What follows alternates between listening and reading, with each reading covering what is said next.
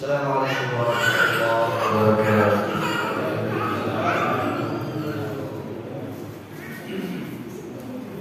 Innal hamdalillah nahmaduhu wa nasta'inuhu wa nastaghfiruhu wa nastahdihi wa natubu ilayh.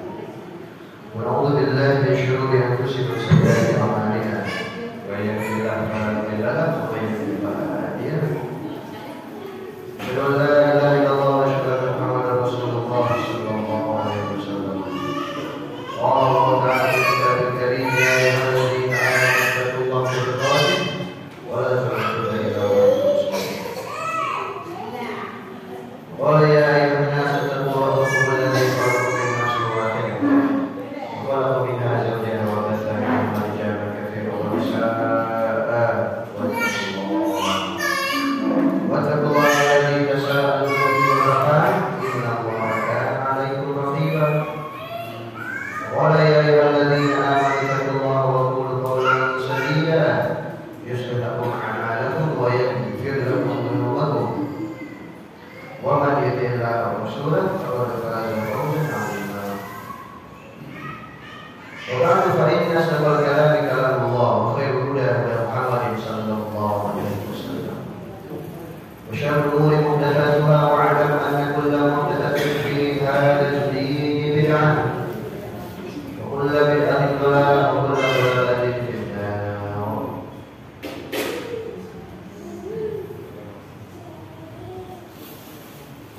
Alhamdulillah, saudara-saudaraku, bapak ibu, adik-adik jemaah musholah al-istiqamah, kita dikumpulkan oleh Allah di tempat terbaik di muka bumi, yaitu di rumahnya, dengan keadaan iman dan alhamdulillah.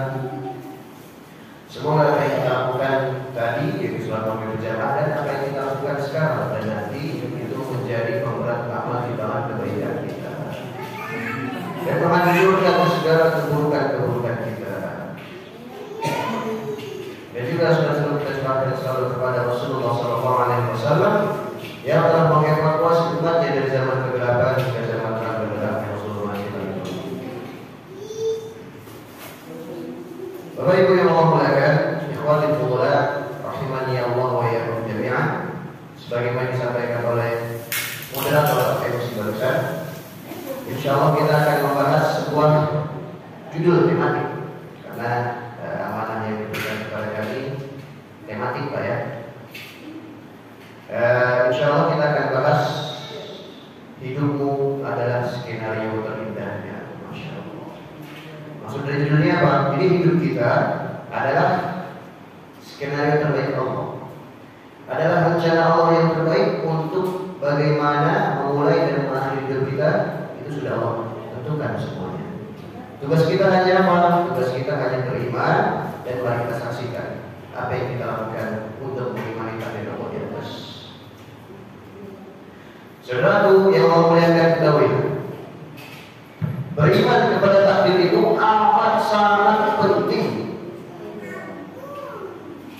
Sampai-sampai urgensi untuk beriman kepada hari akhir atau beriman kepada takdir Allah yang baik pun buruk itu langsung datang diajarkan oleh pemimpin para malaikat.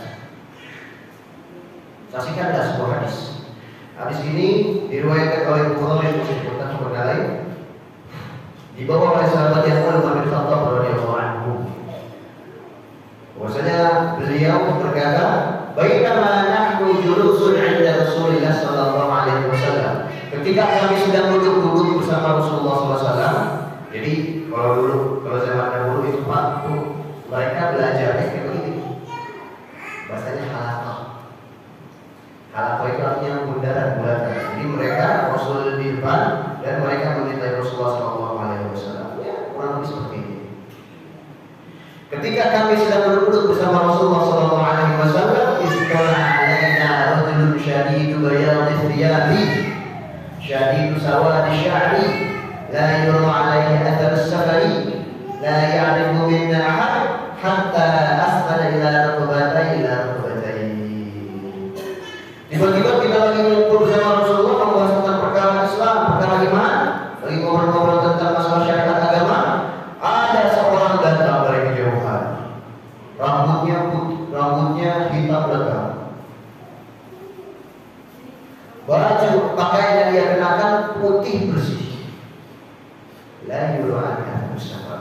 Dan tidak terlihat orang ini setelah perjalanan jauh.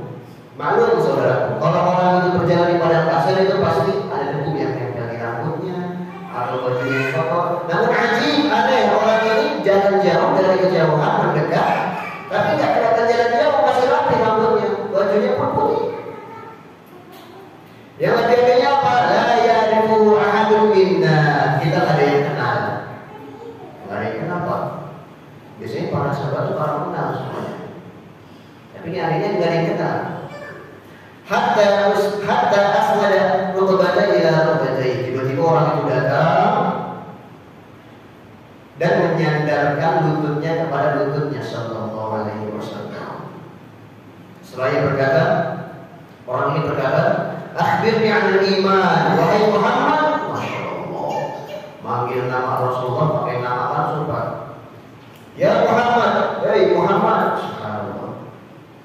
Dan ini tidak boleh dilakukan oleh seorang muslim karena Allah firman, ya ayyuhalladzina amanu wa beriman la taj'alu, jangan jadikan panggilan Rasulullah seperti panggilan kalian kepada teman-teman kalian. Kalau kita manggil teman kita, fulan, boleh. Atau misalkan namanya Pak Eko, Pak Eko, boleh. Kalau Rasulullah nggak boleh, Muhammad nggak boleh. Antah bapak amalu wa antum la tashurun. Kalau kalian melakukan demikian, dikhawatirkan amal kalian itu gugur, kalian tidak terasa. Makanya kita nggak boleh manggil nama Muhammad dengan nama panggilan Muhammad. Namun orang ini aneh, manggil Muhammad dengan Muhammad, wahai Muhammad. Saya bertanya, akhbirni 'anil iman. Beritakan aku apa itu artinya iman.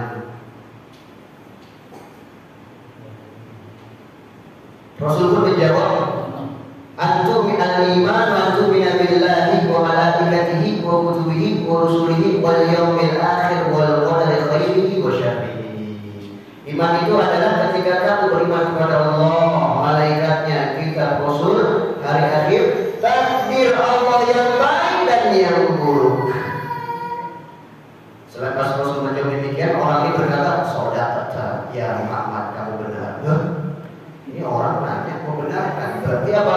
Orang ini sudah tahu jawabannya. Kemudian orang itu tentang Islam, ihsan, tanda-tanda kiamat. Namun itu bukan pembahasan kita. Dan ketika orang ini telah selesai bertanya tentang apa yang dia tanyakan kepada Rasulullah, orang itu pun pergi menjauh dari Rasulullah dan para sahabatnya. Seraya Rasul bertanya kepada Umar, ya Umar, ada terima nisail. Wahai Umar, apakah kau tahu wahai Umar, siapa yang bertanya barusan tadi? Umar menjawab, Allahu wa Rasuluhu a'lam. Allah dan Rasul lebih tahu. Sebelum kita lanjutkan, Bapak Ibu yang Allah muliakan, kalau Rasulullah masih hidup, kita masih boleh berkata Allah wa Rasuluhu a'lam. Allah dan Rasul lebih tahu. Namun kalau Rasul sudah meninggal, kita tidak boleh mengatakan kecuali Wallahu a'lam. Ya, jadi kita tidak boleh ngomong Wallahu a'lam, tidak boleh karena Rasul sudah meninggal sallallahu alaihi wasallam. Apakah betul siapa yang berkata di Rasul Umar? Kata Umar bin Khattab, Allah dan Rasul lebih tahu.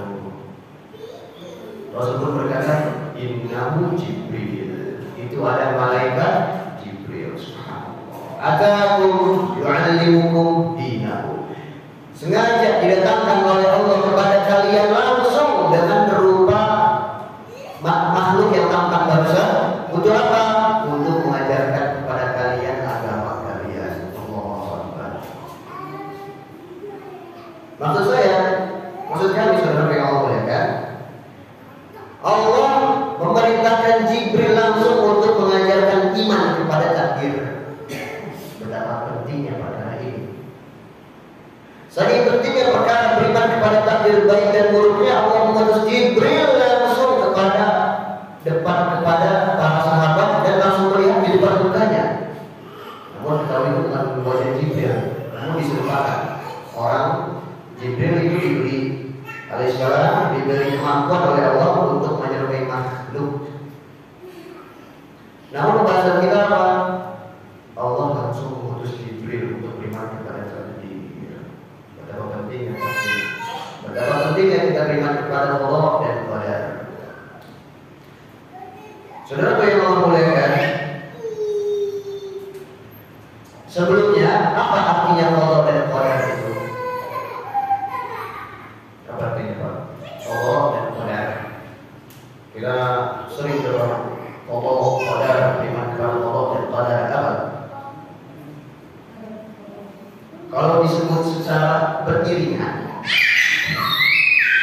misalkan ada seorang ngomong begini, kita harus beriman kepada Allah dan qadar.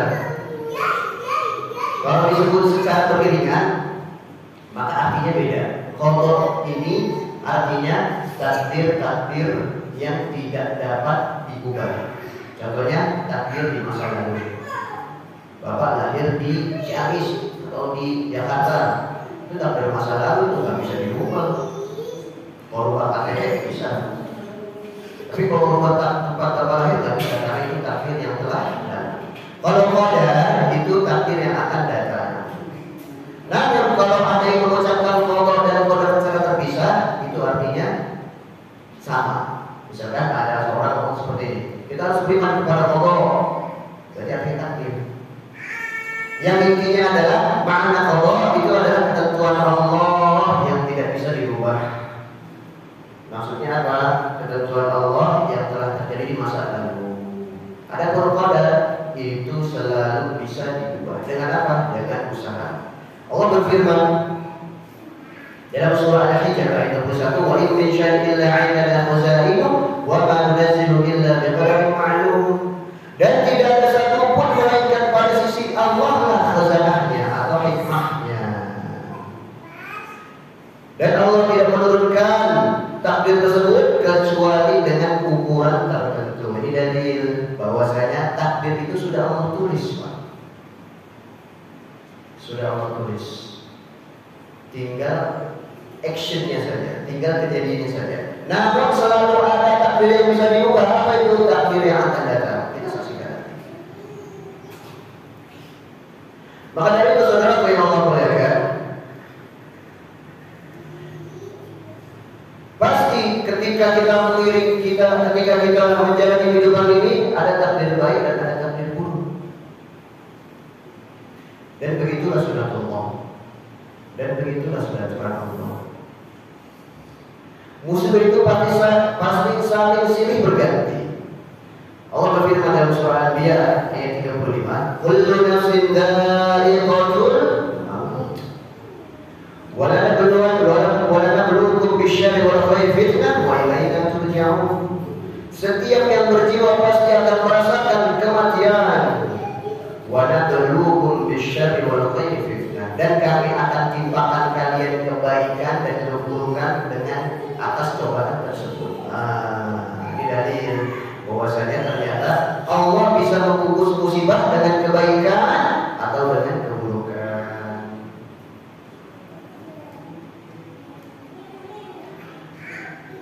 Ketika kita tahu mengetahui bahwasanya pasti di hidup kita ini silih berganti, senang dan susah.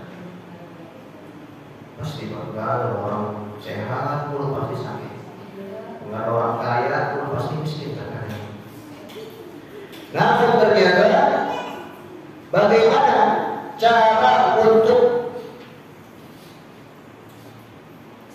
kita merealisasikan iman kepada takdir baik dan buruk?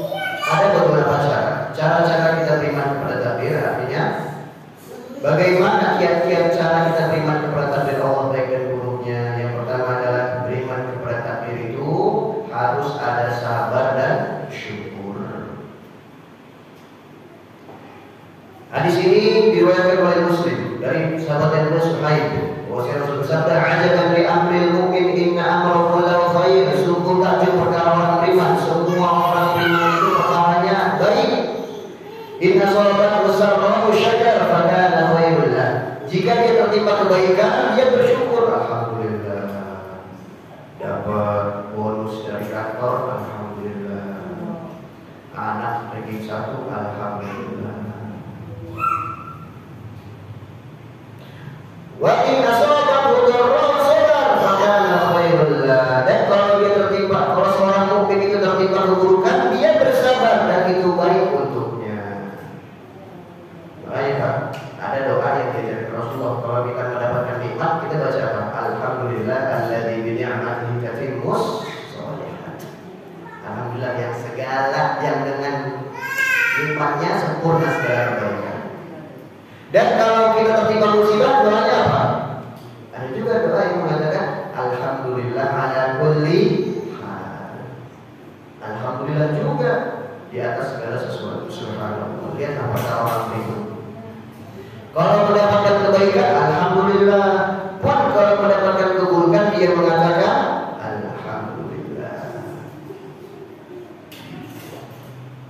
Kemudian cara untuk kita beriman kepada Allah adalah kepada takdir Allah adalah istislam. Apa itu Islam? Berpulang atau berserah diri kepada Allah.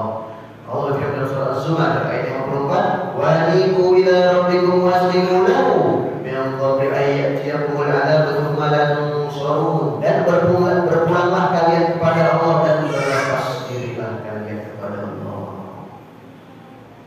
Sebelum datang kepada kalian azab dan kalian tidak merasakannya. Kalau ada seseorang dia itu berlepas diri kepada Allah, hidupnya mudah, Pak. Karena dia tahu rencana Allah itu pasti yang terbaik. Rencana Allah pasti yang terbaik. Kami teringat perkataan seorang tabi'in. Bahwasanya ibadah dalam asalnya, wallahi inna allaha la arhamu bi'abadihi min rahmatil ummi biwaladiha. Apa kata beliau? Demi Allah, Allah itu lebih sayang kepada hambanya daripada ibu yang sayang kepada anaknya. Walau khuyyirtu bi ayyi hakimani Allahu yaumal qiyamati aw an tuhakima ummi lastaqullaha fi ayyi hakiman li anna Allah arhamu bi ummi. Kata beliau, demi Allah, kalau aku ingin mencari pertolongan nanti pada mahsyar sana, aku disuruh memilih, pilih siapa, Allah atau ibumu. Aku lebih memilih Allah untuk menolongku, karena demi Allah, Allah itu lebih sayang kepadaku daripada ibumu. Maka dari itu, yang ketiga apa? Kita harus yakin bahwasanya ketentuan Allah itu adalah ketentuan yang terbaik. Allah berfirman dalam hadisnya Rasulullah bersabda, Allah berfirman hadis qudsi, ya bani Adam khalaqtuka lil ibadati fala ta'budu wa in tarda bima qasamtu lak arahtu qalbaka wa badanaka. Wahai anak Adam, aku telah menciptakan kamu untuk beribadah, maka jangan kamu lelah untuk mencari harta. Kalau kamu ridho tentang apa yang aku berikan kepadamu, aku akan istirahatkan engkau dan hatimu. Wa ya'tika dunya wa hiya radimah. Dan kalau kau ridho terhadap apa yang aku berikan, malah dunia akan mendatangimu. Dunia datang dengan keadaan berundung atau hina. Subhanallah. Lanjutan diskusinya apa, Pak? Wa in lam tarda bima qasamtu lak wa 'izzati wa jalali la usallitanna 'alaika dunya tarqul fiha rabtal hashim min al-bariyah wa la ya'tika dunya illa ma qaddara lak. Dan kalau kamu enggak ridha, kamu tidak suka dalam pemberianku, demi Allah, Allah bersumpah dengan dirinya, demi kekuatanku dan diriku, akan aku sulitkan perkara semuanya untukmu. Dan tidak akan datang kepada dunia kecuali sedikit saja. Wa kunta 'anni madhmuma. Dan kamu menjadi orang yang tercela di hadapanku. Saudara yang Allah muliakan, di hadis di atas, dari diskusi di atas kita diajarkan bahwasanya mukmin, seorang yang beriman, yang dia ridho terhadap ketentuan takdir Allah baik dan buruknya, itu malah Allah datangkan dunia kepadanya dan dunia dalam keadaan terhina. Maka dari itu kita harus yakin, saudaraku, yakinlah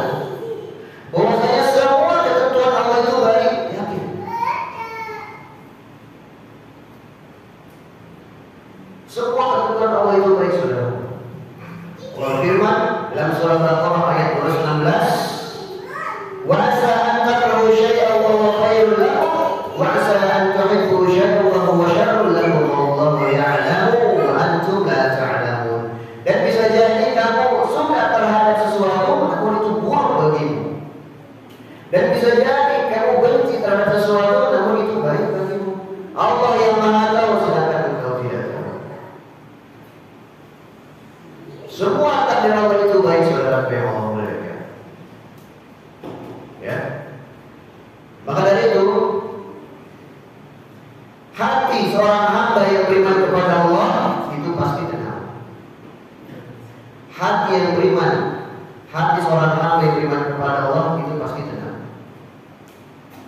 Allah berfirman dalam surat At-Taghabun, di dalam bahwasanya hati yang beriman kepada Allah itu tenang pasti. Di surat At-Taghabun ayat 11 Allah berfirman, "Ma asaba min musibatin illa bi'idznillah wa may yu'min billahi yahdi qalbah wallahu bikulli syai'in alim." Dan tidaklah suatu musibah terkena menimpamu kecuali dengan izin Allah. Dan barang siapa yang beriman kepada Allah, Allah akan istirahatkan hatinya. Allah.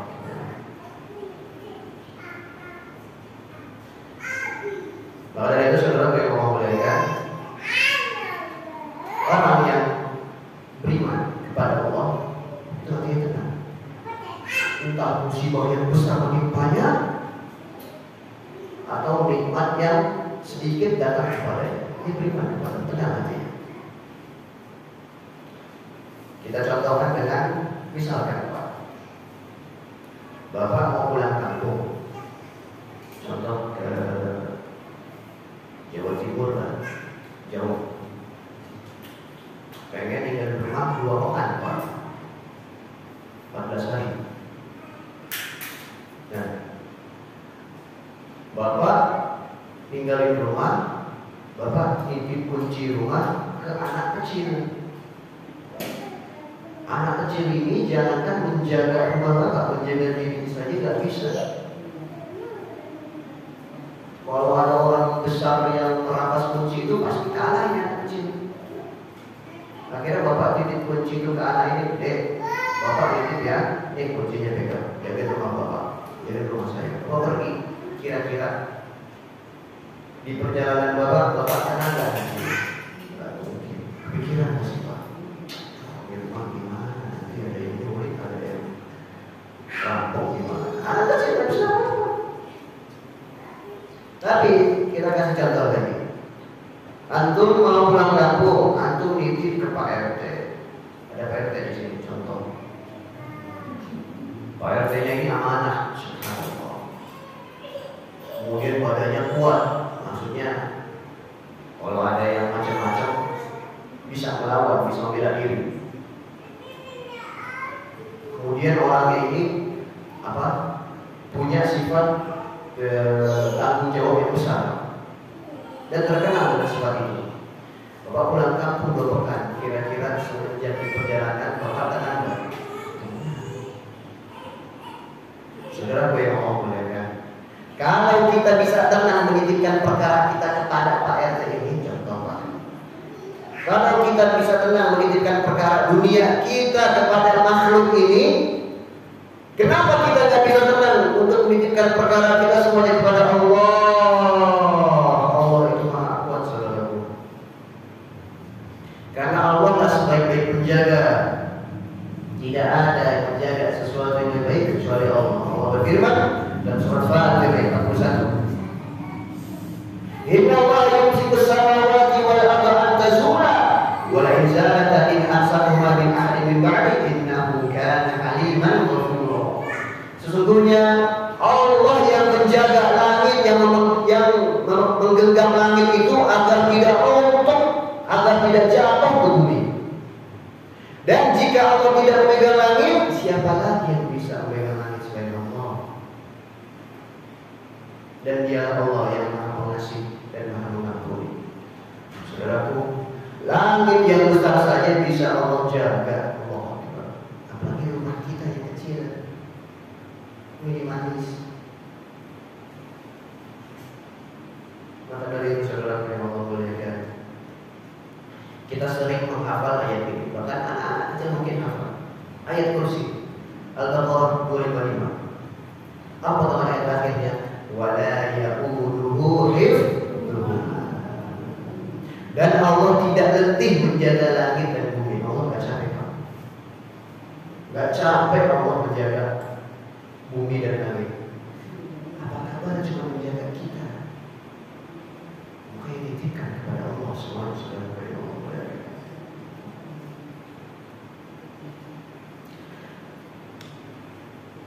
Seyogianya sebaiknya seorang mukmin yang beriman kepada Allah, dia lebih tenang ketika menitipkan perkaranya kepada Allah Subhanahu wa taala.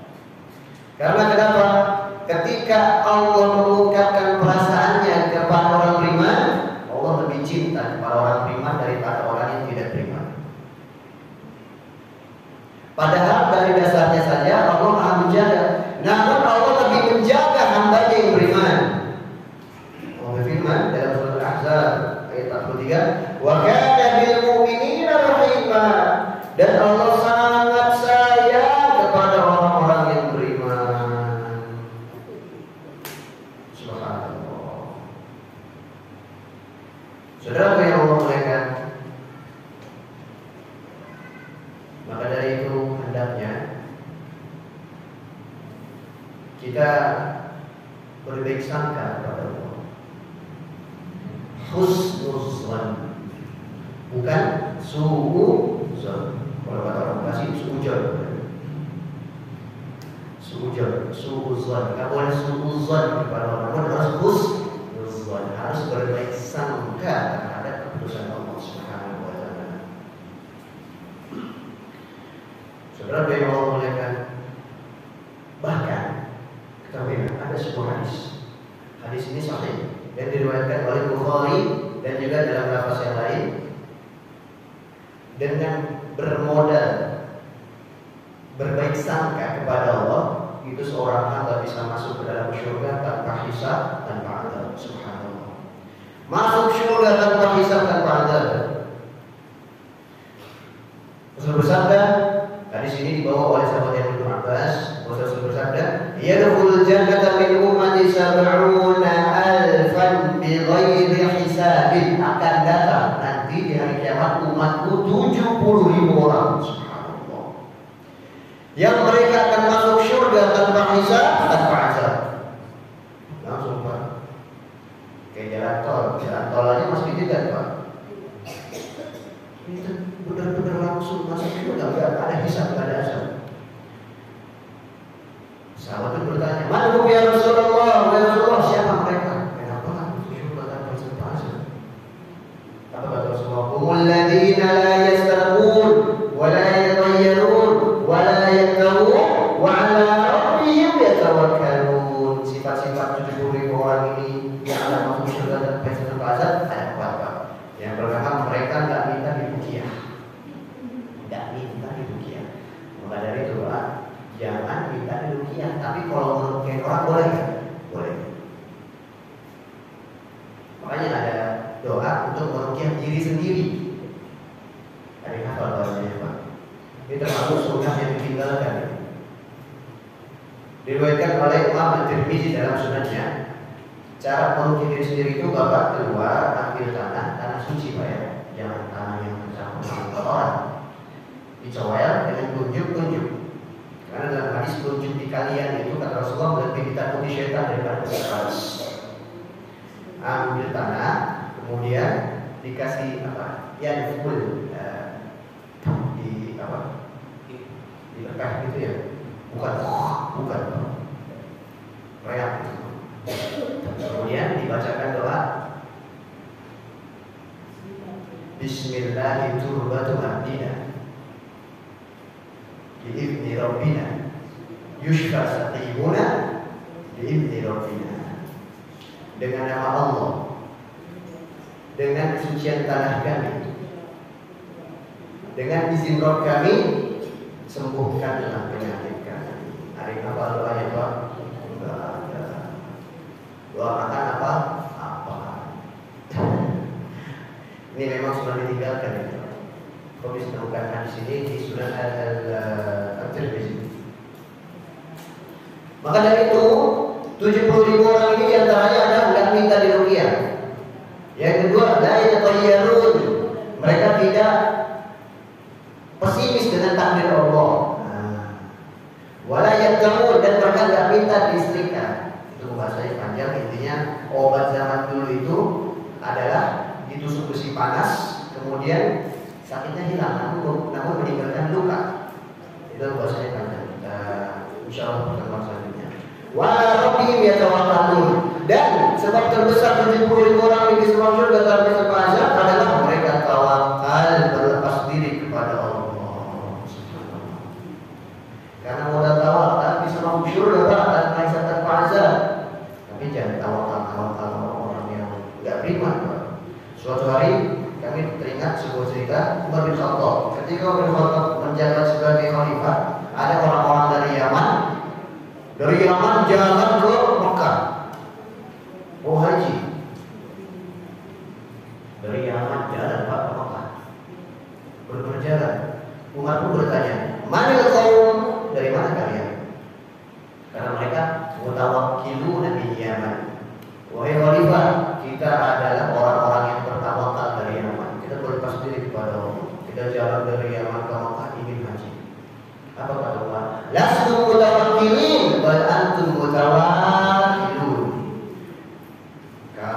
Kalian bukan orang-orang yang bertawakal. Kalian adalah orang-orang yang mencari bunuh diri. Ternyata tawakal itu ada caranya. Cara bagaimana? Berusaha kemudian berdoa. Bukan berusaha doang, enggak ada doanya. Bukan doa doang, enggak ada usahanya. Karena ketika kita telah berbaik sangka kepada Allah, maka itulah yang akan datang kepada kita. Kalau kita berprasangka buruk kepada Allah, keburukan juga yang datang. Namun kalau kita berprasangka baik kepada Allah, kebaikan juga yang datang. Hadis ini diriwayatkan oleh Bukhari yang dibawa sahabat yang Abu Hurairah. Bahwasanya Rasulullah bersabda, Allah berfirman, hadis qudsi, "Ana 'inda dhanni 'abdi bi wa ana ma'u idza dzakarani fa in dzakarani fi nafsi dzakartu fi nafsi." Allah itu sesuai dengan prasangka hambanya. Dan Allah itu bersama hamba jika hamba itu mengingat Allah. Dan barang siapa yang berprasangka baik kepada Allah, maka Allah akan datangkan kebaikan kepada dia. Pun sebaliknya, kalau ada orang yang berprasangka buruk kepada Allah, akan keburukan yang datang kepada dia. Saudaraku yang Allah muliakan, Bapak Ibu jemaah mushola Al-Fiyah Istiqamah yang Allah muliakan, maka dari itu berprasangka baiklah, berprasangka yang baik kepada Allah Subhanahu wa taala. Jangan pernah kau katakan bahwasanya Allah itu lupa kepadamu, atau ujian yang Allah berikan kepadamu itu melampaui batas kesabaranmu.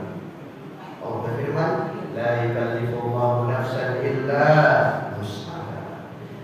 Tidak akan ditimpa seorang hamba musibah kecuali dia mampu. Apa hafalannya?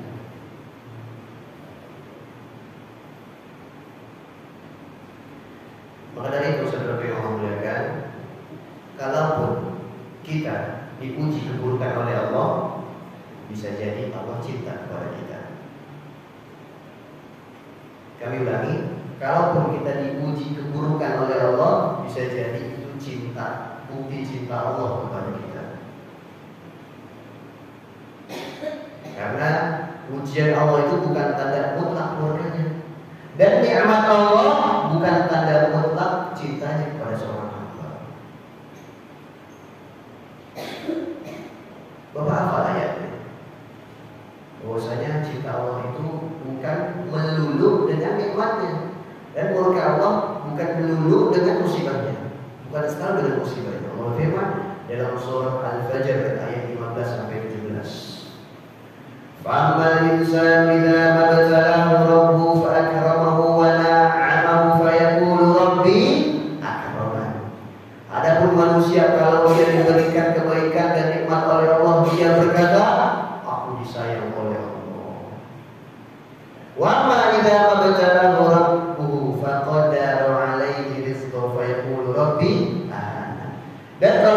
ditimpa musibah, disempitkan rezekinya, dia berkata, Allah menghinakanku. Langsung Allah balas, kalla, bukan seperti itu.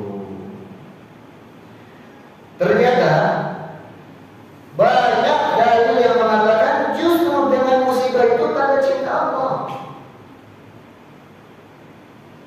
Rasul bersabda dalam hadis diriwayatkan oleh Imam At-Tirmidzi,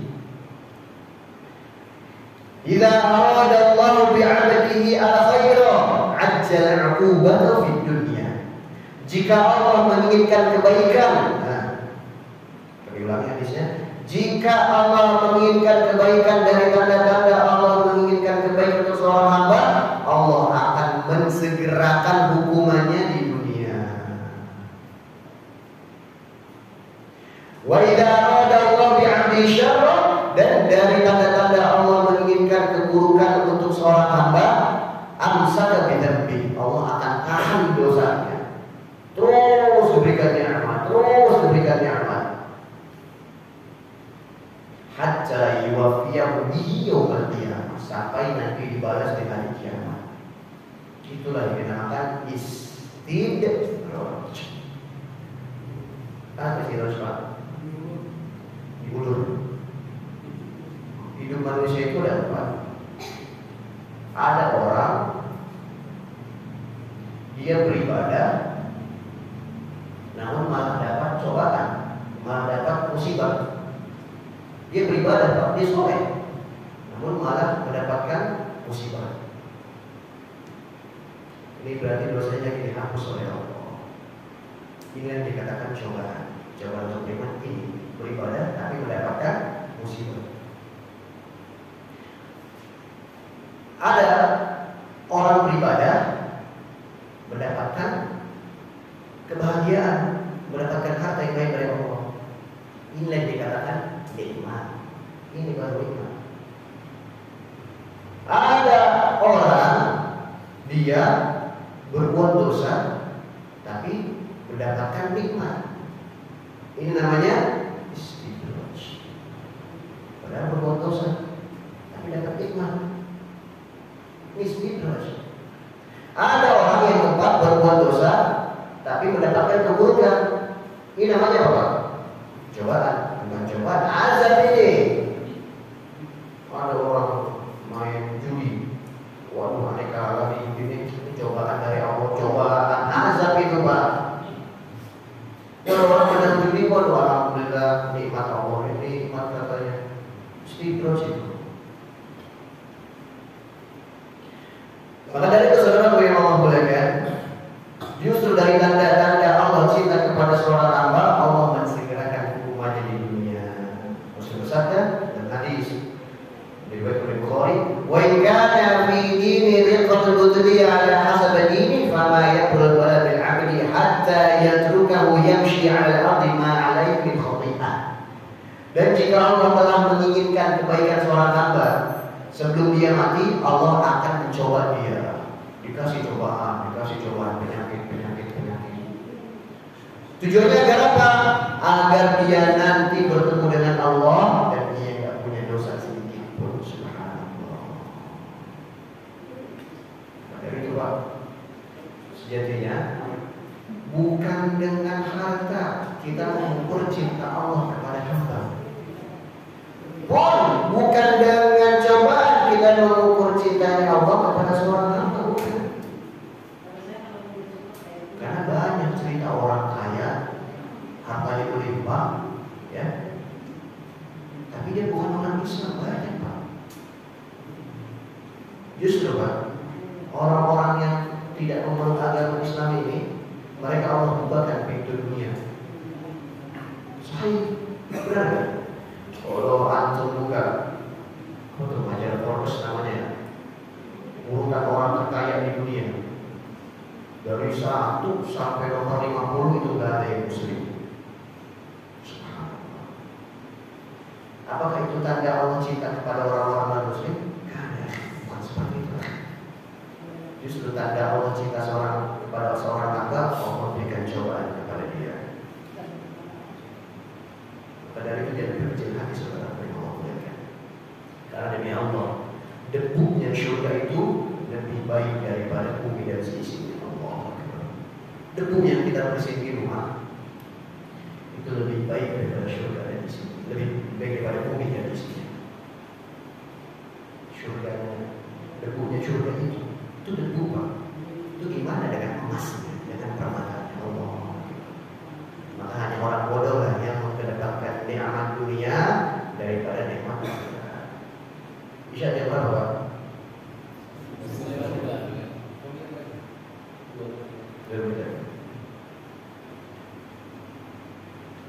Nanti dilanjutkan si Syabani sebentar ya, insya Allah. Maka dari itu saudara yang Allah muliakan, janganlah mati, janganlah pernah kita mati kecuali dalam keadaan kita husnuzon kepada Allah. Rasul bersabda, la yamutanna ahadukum illa wa huwa yuhsinu dhannahu billah. Jangan di antara kalian mati kecuali husnuzon, berbaik sangka kepada Allah. Al-Imam Asy-Syafi'i dalam riwayatnya, man arafa Allah zalatuhu wa qala kullu fi'li hikmah. Barang siapa yang kenal terhadap Allah, maka dia akan husnuzon kepada Allah. Dan seraya dia pasti akan berkata ketika tertimpa musibah, kullu fi'li hikmah. Pasti ada hikmah di balik musibah itu. Bapak-bapak, Ibu, silakan yang akan mengajukan pertanyaan. Dari bapak-bapak silakan. Ya.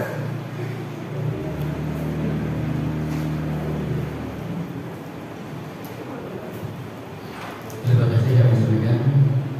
Assalamualaikum warahmatullahi wabarakatuh. Materinya cukup luar biasa menurut kami, insyaallah kami semuanya. Ada beberapa hal sebenarnya saja yang ingin kami sampaikan.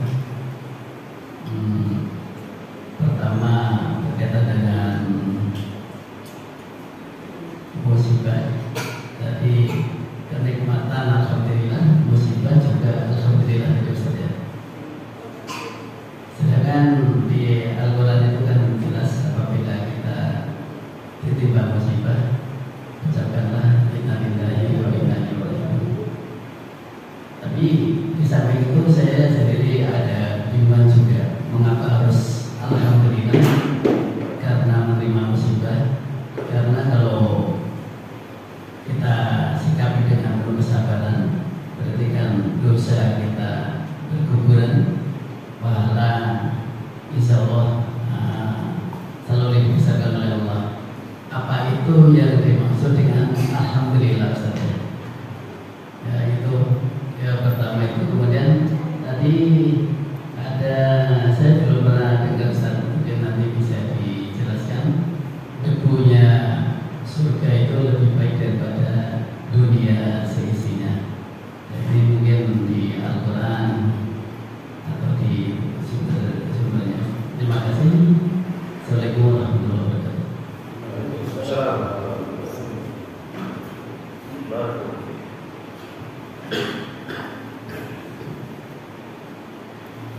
Saudara yang Allah muliakan, ketika kita tertimpa musibah, khawatirkan. Walladzina idza asabatuhum musibah, dan jika mereka tertimpa musibah, mereka berkata inna lillahi wa inna ilaihi raji'un. Pada Allah lah kami pulang. Sesungguhnya kami milik Allah dan kepada Allah kami kembali. Ulaika alaihim salawatu min rabbihim wa rahmah wa ulaika humul muhtadun. Mereka lah yang mendapatkan doa dari Allah dan mereka orang-orang yang berhidayah. Ayat ini tidak mematahkan hadis yang kami sebutkan. Itulah yang dinamakan saling menyempurnakan antara hadis dan ayat. Karena Rasulullah SAW sering mengatakan, ajaban di amri mu'min. Sungguh orang mukmin itu perkaranya hebat. Kalau mendapatkan musibah, dia memuji Allah, sabar dengan memuji Allah. Saya berkata alhamdulillah ala kulli hal. Segala puji bagi Allah atas segala sesuatu. Bukan berarti ketika kita mengatakan alhamdulillah, orang yang mengatakan innalillah itu salah. Namun hadis dan ayat ini saling melengkapi. Alhamdulillah. Makanya ada hadis yang mengatakan barang siapa yang berkata man qala alhamdulillah innalillah, barang siapa yang berkata alhamdulillah innalillah ketika dia tertimpa musibah, bunyalahu qasrun fil jannah, subhanallah, akan Allah bangunkan untuknya istana di surga, subhanallah.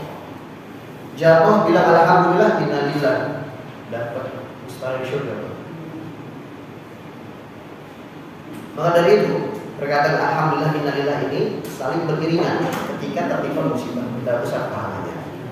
Dan di sini tidak ada tanakut, kalau bahasa hadisnya tidak ada tanakut, tidak ada saling mengatakan.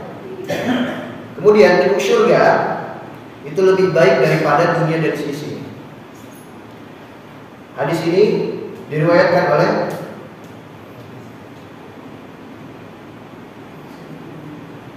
ada di dalam kitabnya Ibnu Qayyim Al-Jauziyah dalam At-Tariq Al-Jannah.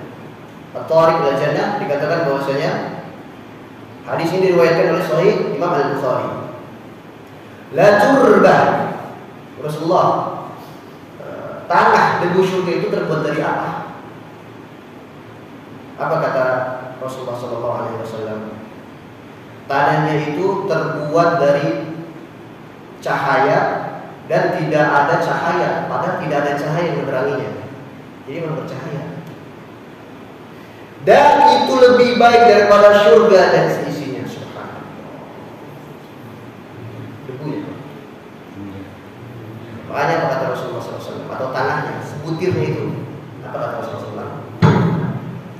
Lau inqala'at imra'atun min ahlil jannah ala ahlil ard la mala'a ma bainima rihan.